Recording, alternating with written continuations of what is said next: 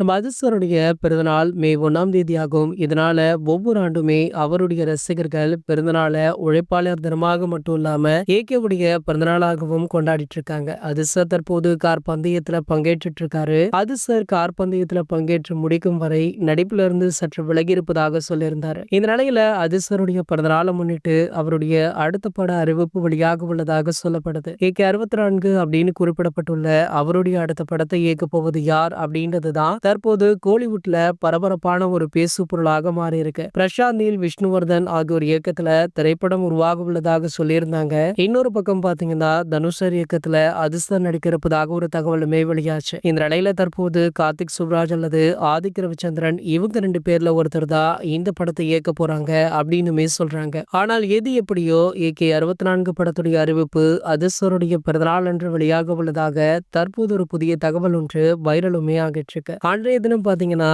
AK 64 படத்துடைய பூஜையுமே போடப்பட போறாங்களாம். So அதற்காக அதிர்ஷ்டர் அவர்கள் சென்னையுமே வந்திருக்காரு. சோ இதற்கு மட்டுமல்ல, அவருடைய 25வது ஆனிவர்சரிய அவருடைய மனைவியான ஷாலினியுடன் கேக் வெட்டியுமே கொண்டாடி இருக்காரு. இந்த வீடியோவுமே தற்போது சமூக வலைதளங்கள்ல வைரலுமே ஆகிட்டு இருக்கு. இது போன்று நம்ம அதிர்ஷ்டரை பற்றி வெளியாகும் அனைத்து செய்திகளுமே நீங்கள் உடனே தெரிஞ்சுக்க நம்மளுடைய அஜித் டாக்கீஸ் சேனலை மறக்காம சப்ஸ்கிரைப் பண்ணிக்கோங்க.